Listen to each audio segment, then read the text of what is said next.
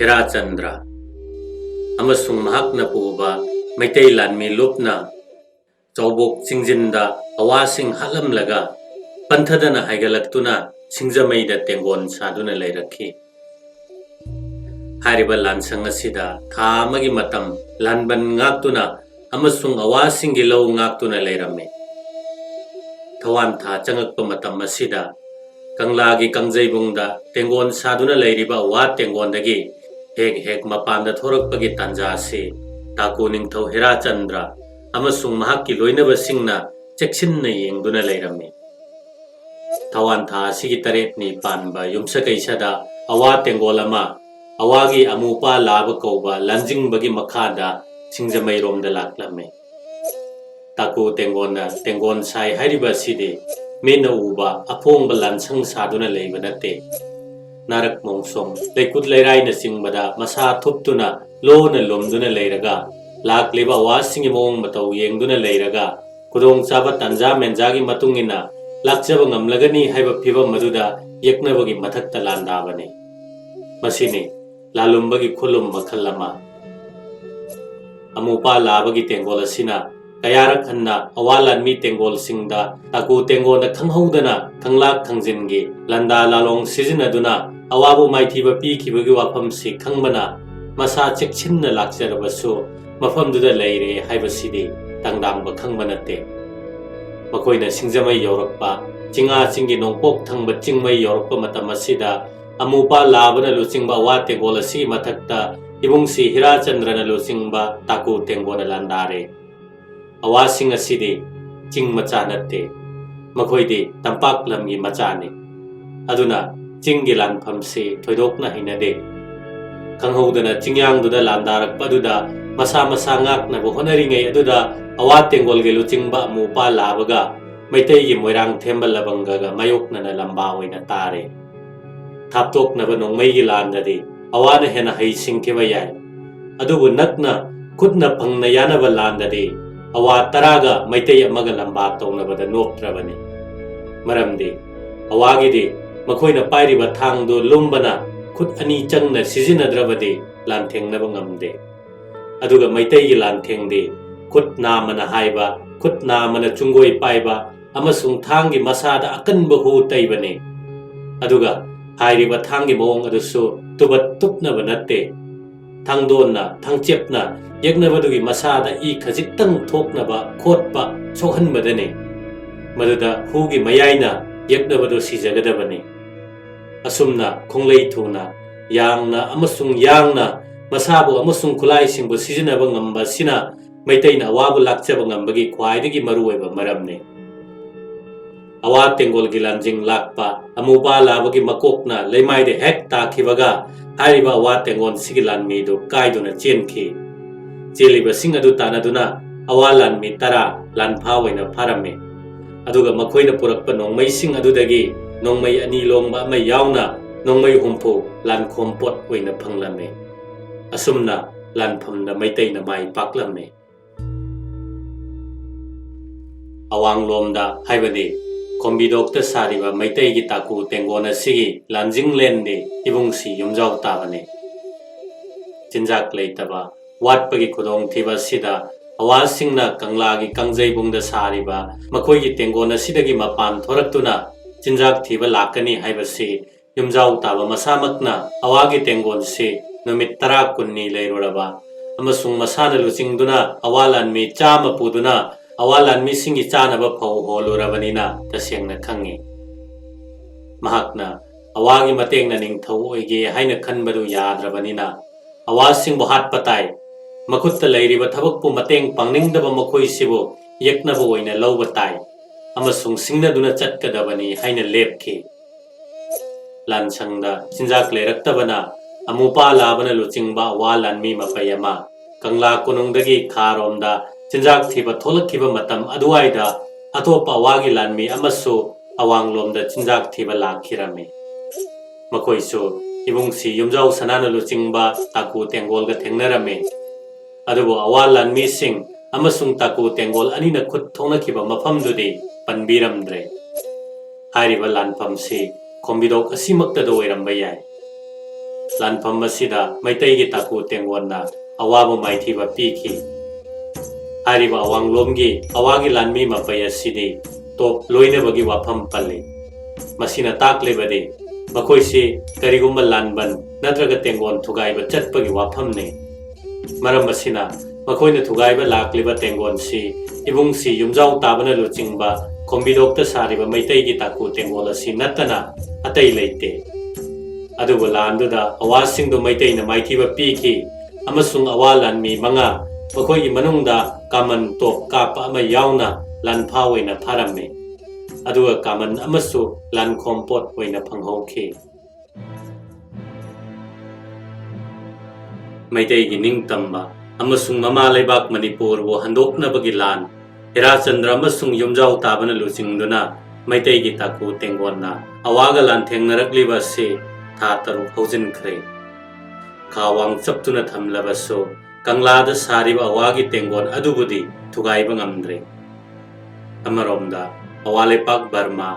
ꯑꯋꯥꯡ ꯅꯣꯡꯄꯣꯛ ꯊꯪꯕ ꯚꯥꯔꯠꯕꯔꯁ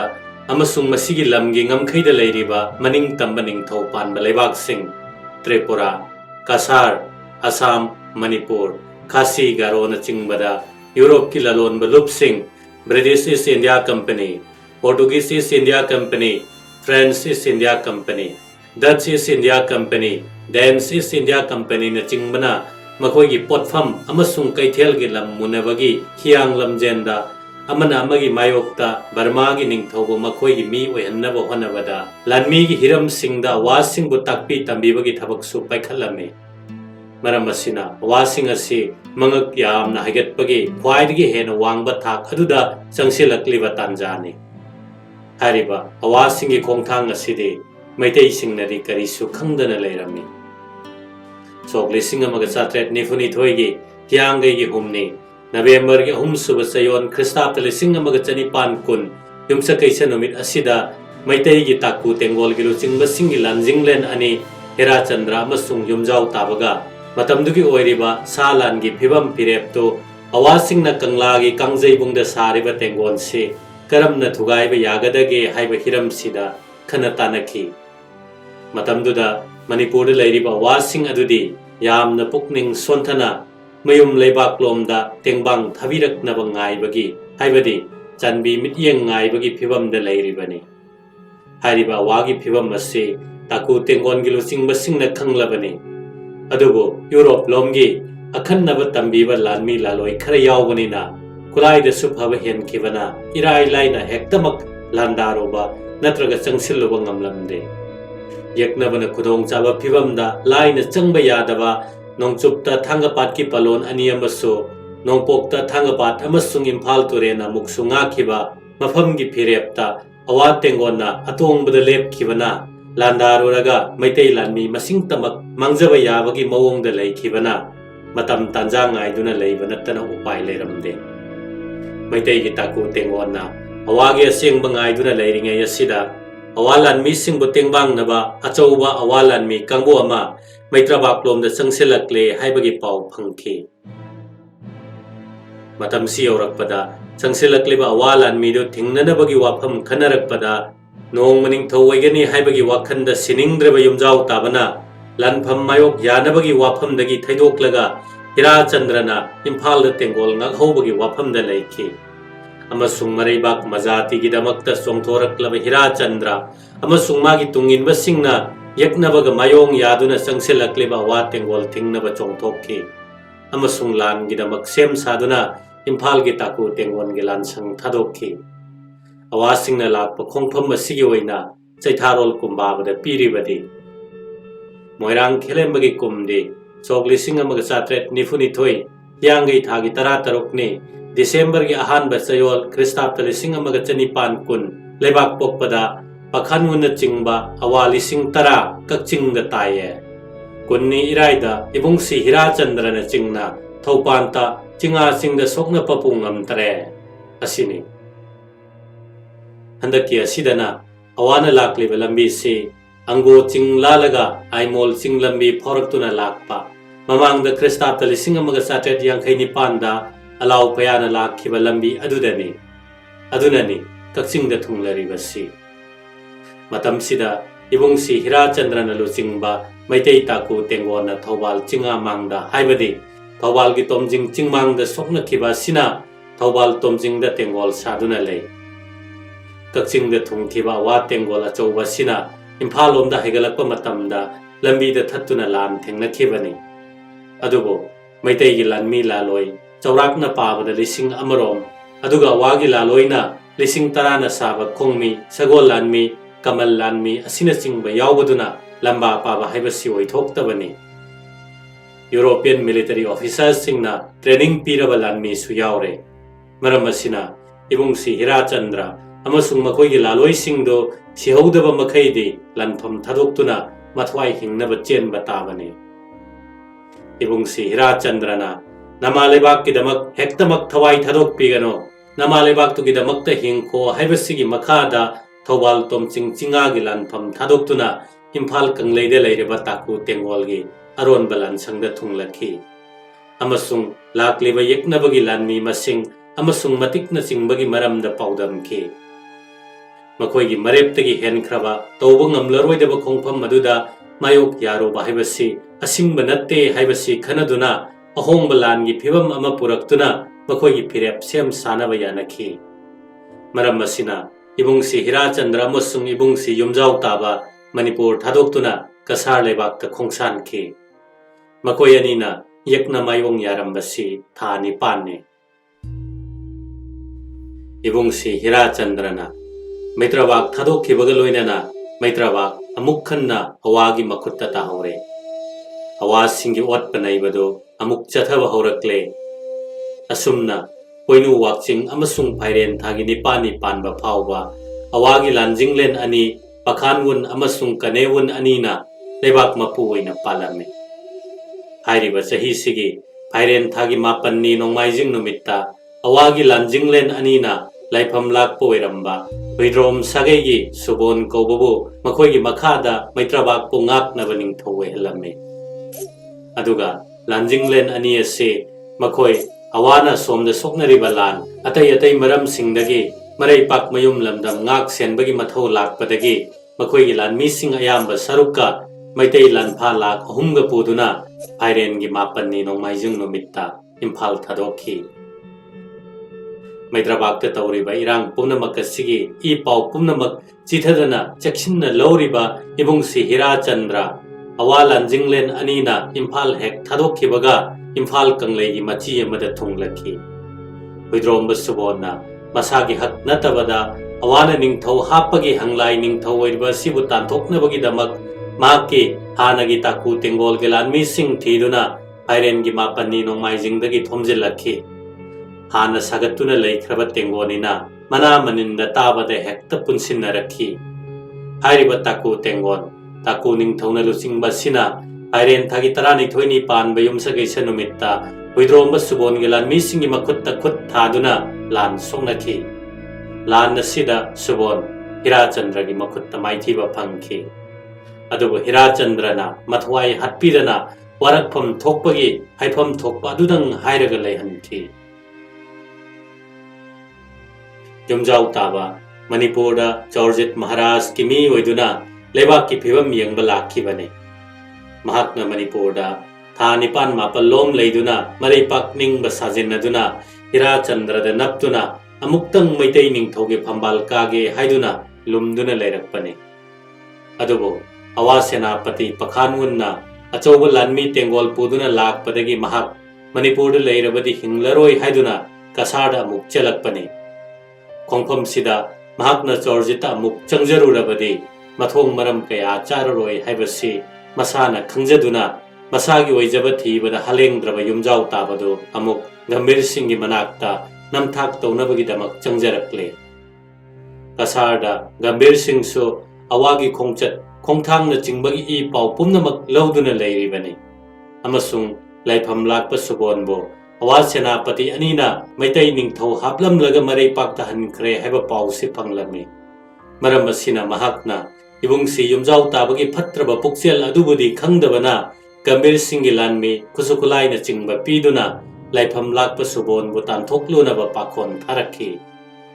Ibongsi Yumjau Tabana, ꯇꯣꯡꯖꯩ ꯂꯝꯕꯤꯗ ꯂꯥꯛꯂꯒ ꯐꯥꯏꯔꯦꯟ ꯊꯥꯒꯤ 14ꯅꯤ ꯄꯥꯟꯕ ꯏꯔꯥꯏ ꯅꯨꯃꯤꯠꯇ ꯃꯥꯛꯂꯪꯗ ꯊꯨꯡꯂꯛꯈꯤ꯫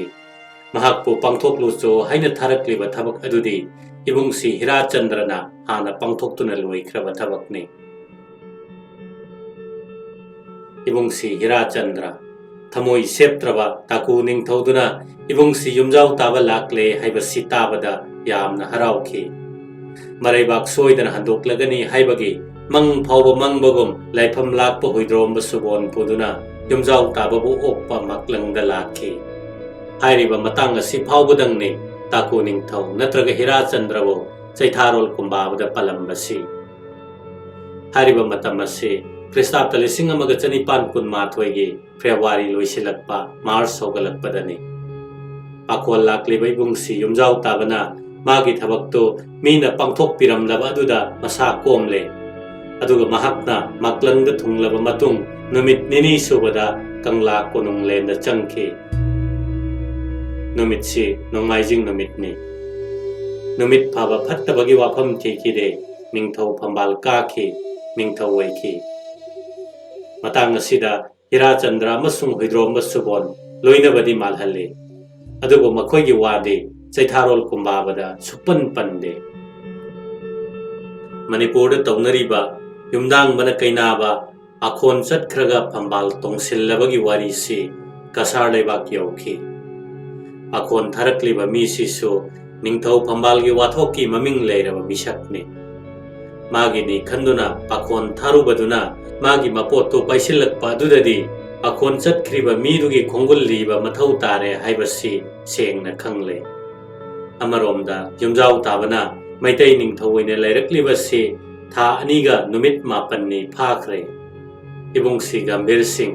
ꯄꯥꯈꯣꯟ ꯊꯥꯔꯛꯂꯤꯕ ꯃꯄꯨ ꯑꯗꯨꯅ ꯀꯁꯥꯔꯗꯒꯤ ꯊꯣꯛꯂꯛꯇꯨꯅ ꯃꯩꯇꯩꯒꯤ ꯀꯣꯅꯨꯡꯂꯦꯟ ꯀꯪꯂꯥꯔꯣꯝꯗ ꯂꯥꯛꯂꯦ ꯍꯥꯏꯕꯒꯤ ꯄꯥꯎ ꯍꯦꯛ ꯐꯪꯕꯒ ꯄꯥꯈꯣꯜ ꯂꯥꯛꯂꯒ ꯃꯄꯨ ꯁꯥꯔꯝꯕ ꯁꯗꯨꯡ ꯂꯧꯑꯣꯟꯕꯗꯨ ꯃꯐꯤ ꯌꯣꯝꯈ꯭ꯔꯦ꯫ ꯃꯆꯦꯅ ꯃꯌꯥꯡ ꯂꯩꯕꯥꯛꯀꯤ ꯃꯍꯥꯔꯥꯅꯤ ꯑꯣꯏ ꯍꯥꯏꯗꯨꯅꯁꯨ ꯑꯗꯣꯝꯗ ꯆꯠꯂꯨꯔꯕꯗꯤ ꯈꯨꯗꯣꯡ ꯊꯤꯅꯤꯡꯉꯥꯏ ꯑꯣꯏꯕꯅꯤꯅ ꯑꯋꯥꯁꯤꯡꯗ ꯑꯃꯨꯛ ꯅꯝꯊꯥꯛ ꯂꯥꯡꯊꯥꯛꯂꯨꯒꯦ ꯍꯥꯏꯗꯨꯅ ꯑꯋꯥ ꯂꯩꯕꯥꯛꯇ ꯆꯪꯈꯤ꯫ ꯃꯇꯝꯁꯤꯗꯒꯤ ꯑꯋꯥ ꯂꯩꯕꯥꯛꯇ ꯈꯨꯟꯗꯥꯔꯒ ꯕꯗꯥꯎ ꯄꯌꯥ ꯅꯤꯡꯊꯧꯔꯦꯟꯅ ꯑꯋꯥ ꯂꯩꯕꯥꯛꯇ ꯂꯤꯡꯈꯠꯈꯤꯕ ꯃꯩꯇꯩ ꯁꯒꯣꯜ ꯂꯥꯟꯃꯤꯒꯤ ꯀꯃꯥꯟꯗꯔ ꯑꯣꯏꯅ ꯆꯍꯤ ꯑꯁꯤꯃꯛꯇꯗꯒꯤ ꯂꯩꯈꯤ꯫ ꯄꯥꯈꯣꯟ ꯊꯥꯔꯛꯈꯤꯕ ꯏꯕꯨꯡꯁꯤ ꯒꯝꯚꯤꯔ ꯁꯤꯡꯅ ꯊꯥ 10ꯔꯣꯝ ꯃꯅꯤꯄꯨꯔꯒꯤ ꯅꯤꯡꯊꯧ ꯑꯣꯏꯔꯝꯃꯤ꯫ ꯍꯥꯏꯔꯤꯕ ꯃꯇꯝ ꯑꯁꯤꯗꯁꯨ ꯃꯩꯗꯤꯡꯎꯆꯥ ꯍꯤꯔꯥꯆꯟꯗ꯭ꯔꯒꯤ ꯋꯥꯐꯝꯁꯤ ꯋꯥꯍꯩ ꯑꯃꯠꯇ ꯐꯥꯎꯕ ꯆꯩꯊꯥꯔꯣꯜ ꯀꯨꯝꯕꯥꯕꯗ ꯄꯟꯗ꯭ꯔꯦ꯫ ꯑꯁꯨꯝꯅ ꯏꯕꯨꯡꯁꯤ ꯖꯣꯏ, ꯃꯩꯗꯤꯡꯎ ꯖꯗꯨ ꯁꯤꯡ, ꯃꯩꯗꯤꯡꯎ ꯔꯥꯘꯕ ꯁꯤꯡ ꯑꯃꯁꯨꯡ ꯃꯩꯗꯤꯡꯎ ꯅꯣꯡꯆꯨꯞ ꯂꯝꯒꯥꯏ ꯉꯝꯕ ꯚꯗ꯭ꯔ ꯁꯤꯡ ꯑꯋꯥꯅ ꯅꯤꯡꯊꯧ ꯍꯥꯞꯇꯨꯅ ꯈ꯭ꯔꯤꯁꯇꯥꯕꯇ 1915ꯒꯤ ꯖꯨꯟꯒꯤ ꯇꯥꯡ 11 ꯊꯥꯡꯖ ꯅꯨꯃꯤꯠ ꯐꯥꯎꯕ ꯄꯥꯟꯈꯤ꯫ ꯃꯁꯤꯒꯤ ꯃꯈꯥ ꯇꯥꯔꯛꯄꯗ ꯔꯥꯖꯥ ꯒꯝꯚꯤꯔ ꯁꯤꯡ, ꯃꯍꯥꯛꯀꯤ ꯂꯦꯚꯤ ꯀꯃꯥꯟꯗꯔ ꯑꯣꯐꯤꯁꯥꯔ ꯅꯔꯁꯤꯡ ꯑꯃꯁꯨꯡ ꯔꯥꯖꯥ ꯒꯝꯚꯤꯔ ꯁꯤꯡꯒꯤ ꯂꯦꯚꯤ ꯈꯣꯡꯃꯤ 900, ꯁꯒꯣꯜ ꯂꯥꯟꯃꯤ ꯅꯤꯐꯨ, ꯃꯈꯣꯏꯒꯤ ꯑꯣꯐꯤꯁꯥꯔ 4 ꯑꯃꯁꯨꯡ ꯕ꯭ꯔꯤꯇꯤꯁ ꯑꯣꯐꯤꯁꯥꯔ ꯂꯦꯐꯇꯅꯦꯟꯠ R.B. ꯄꯦꯝꯕꯔꯇꯟ ꯌꯥꯎꯅ ꯂꯥꯛꯇꯨꯅ ꯃꯅꯤꯄꯨꯔ ꯂꯩꯃꯥꯏꯗꯒꯤ ꯑꯋꯥꯁꯤꯡꯕꯨ ꯄꯨꯝꯇꯥꯟ ꯇꯥꯟꯊꯣꯛꯈꯤꯗꯨꯅ ꯃꯈꯣꯏꯒꯤ ꯈꯣꯡꯒꯨꯜ ꯃꯨꯊꯠꯈꯤ꯫ ꯏꯕꯨꯡꯁꯤ ꯍꯤꯔꯥꯆꯟꯗ꯭ꯔ ꯈꯣꯡꯖꯥꯏ ꯈꯨꯟ ꯊꯌꯣꯡꯗꯒꯤ ꯇꯝꯄꯥꯛꯇ ꯀꯨꯝꯊꯔꯛꯇꯨꯅ ꯃꯩꯇꯩ ꯂꯩꯃꯒꯤ ꯃꯆꯥꯁꯤꯡꯕꯨ ꯇꯝꯊꯤꯔꯕ ꯑꯋꯥꯁꯤꯡꯒꯤ ꯃꯤꯑꯣꯠ ꯃꯤꯅꯩꯗꯒꯤ ꯀꯟꯅꯕ ꯑꯃꯁꯨꯡ ꯉꯥꯛ ꯁꯦꯟꯅꯕ ꯃꯁꯥꯒꯤ ꯆꯍꯤ 19 ꯊꯥ 9 ꯅꯨꯃꯤꯠ 19ꯅꯤꯗꯒꯤ ꯊꯧꯗꯥꯡ ꯂꯧꯔꯛꯈꯤꯕꯅꯤ꯫ ꯃꯍꯥꯛꯀꯤ ꯊꯧꯗꯣꯛ ꯋꯥꯊꯣꯛꯀꯤ ꯄꯔꯤꯡꯗ ꯈ꯭ꯋꯥꯏꯗꯒꯤ ꯏꯔꯣꯏ ꯂꯣꯏꯕꯗ ꯄꯜꯂꯝꯕꯁꯤ ꯁꯣꯛ 1792ꯒꯤ ꯐꯥꯏꯔꯦꯟꯒꯤ 14ꯅꯤ ꯄꯥꯟꯕ ꯏꯔꯥꯏ ꯅꯨꯃꯤꯠ ꯃꯁꯥꯒꯤ ꯆꯍꯤ 12 ꯊꯥ 9 ꯅꯨꯃꯤꯠ 8ꯅꯤ ꯁꯨꯕ ꯑꯁꯤꯅꯤ꯫ ꯃꯁꯤꯒꯤ ꯃꯈꯥ ꯇꯥꯔꯛꯄꯗ ꯃꯥꯜꯍꯟꯕ ꯋꯥꯍꯩꯅ ꯁꯝꯖꯤꯟꯕ ꯅꯨꯃꯤꯠ 2 ꯈꯛꯇꯒꯤ ꯃꯇꯝꯗꯅꯤ꯫ ꯍꯥꯏꯔꯤꯕꯁꯤꯒꯤ ꯃꯇꯨꯡꯗꯗꯤ ꯃꯍꯥꯛ ꯀꯗꯥꯏꯗ ꯆꯠꯈꯤꯕ, ꯀꯔꯤ ꯇꯧꯔꯤꯕ, ꯀꯔꯝ ꯇꯧꯈ꯭ꯔꯕ ꯍꯥꯏꯕꯅꯆꯤꯡꯕ ꯋꯥꯐꯝ ꯑꯃꯠꯇ ꯂꯩꯇꯦ꯫ ꯃꯁꯤ ꯆꯩꯊꯥꯔꯣꯜ ꯀꯨꯝꯕꯥꯕ ꯆꯟꯈꯠꯂꯤꯕ ꯃꯤꯁꯤꯡ ꯑꯗꯨꯅ ꯈꯪꯈꯤꯗꯗꯨꯅ ꯇꯧꯕ ꯃꯥꯟꯗꯦ꯫ ꯂꯣꯠꯀꯦ ꯄꯜꯂꯣꯏ ꯍꯥꯏꯗꯨꯅ ꯄꯟꯗꯕꯅꯤ꯫ ꯑꯃꯔꯣꯝꯗ ꯑꯁꯨꯝꯅ ꯄꯜꯂꯝꯕꯗꯒꯤ ꯄꯟꯈꯤꯗꯕꯁꯤ ꯑꯌꯥꯝꯕ ꯃꯇꯝꯗ ꯃꯁꯥ ꯂꯩꯈꯤꯗꯕ ꯃꯤꯑꯣꯏꯁꯤꯡꯅ ꯑꯌꯥꯝꯕ ꯇꯧꯅꯩ꯫ ꯑꯗꯨꯒ ꯃꯩꯗꯤꯡꯎꯆꯥ ꯍꯤꯔꯥꯆꯟꯗ꯭ꯔꯒꯤ ꯃꯔꯝꯗ ꯄꯜꯂꯣꯏ ꯍꯥꯏꯗꯨꯅ ꯄꯜꯂꯝꯗꯕ ꯑꯁꯤꯒꯨꯝꯕ ꯂꯝꯗꯥꯡ ꯑꯃꯗꯤ ꯄꯨꯈ꯭ꯔꯟꯕ ꯇꯥꯡꯈꯣꯝꯕꯒꯤ ꯀꯨꯝꯁꯣꯛ 1752 ꯐꯥꯏꯔꯦꯟ ꯊꯥ Kunipani sagon senda lamboi ba mirei pakcha changkon ko ba mana ningthou macha khwairak pane haiduna maitai macha ga manaduna nongalamdai de konung change kunma pani iraida ibungcha senapati angomcha luangpa haupam pinota ahumna changkong khongtek papu phare Sirijut Maharaj su thong leye changkon pudi laisang hiden da sagai sana hale wangkhairak pa chingkhu di mayang lam chen khia chingka pam Maharani ti wakonge asini hairiba chakong sikanano mirai paktagi lakpa mitop amana hai kribala lahusi tawbang ambagi matik mangda phawba manglaroi da wafamne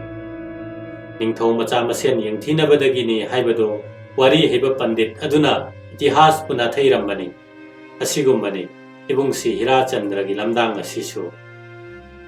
thokliba wathok thodok sing adugi cheliba rajniti gi chendugi tinaruriba ningthou phambal pamba mayam adugi amasung maribak ningba ibungsi Hirachandra gi chamlaba wakhal gi paringdugi maikai singda mityeng thamlaga haiba tarabadi ibungsi Hirachandra namthak tawduna puthoklaga hatkibani aduga hairiba thodokse Krista Palising Magachanipan kun mathoigi February tha loikiba March tha hogalakpagi numit humni marinigi manungi matam sida mali Taibang pangya sauram tanaba ningthou phambal kalak nabagi lalakta mamalebaki seba tawjage songthorakpa ibungsi Hirachandra khamban mikabagi matinna chiktuna malem uphulakta timki mabu pokchabi palem gi tengtha kol sutakide Thamoi senglabi taloi anigi nungsi mikap khon suna sungkide mapari chawdreba anina kari oi hoba haibadusu khandana mama leibak ki pambom tingkiba Hirachandra gumba amakhaktang leibana phambal kalak mi ho chawraba lising leibadagi maitai leima imagi yai phabani maitai leibak ki phambal mi ho khidaba mama leibak amasung majati gi miyambo awagi makhuttagi kannaba ningthou macha ma oibagi leijaba thauna amasung ngamjaba thaudang punamak sizinaduna masa kathokkiba ibungsi Hirachandra wadi maitai gi chaitharol kumbabada mayek sengna chuna amasung mamuttana chankhat piramdre hu pambi manakta hoba atai upan phawbada hu chenbagom kharana mafam marang khanghandana maitai leima imagi hera huran bikhre supna tangi Daku Ningthou haibasi khaktangi phangliba ibungsi gi Phong na thuplaba punsi gi wari leichandi chaita leikon gi natte itihas ki langla langjin gi ni wakhanna samjinduna pangi sinmadi ai bagidi tongjaramba yai aduba khwai gi di amang mani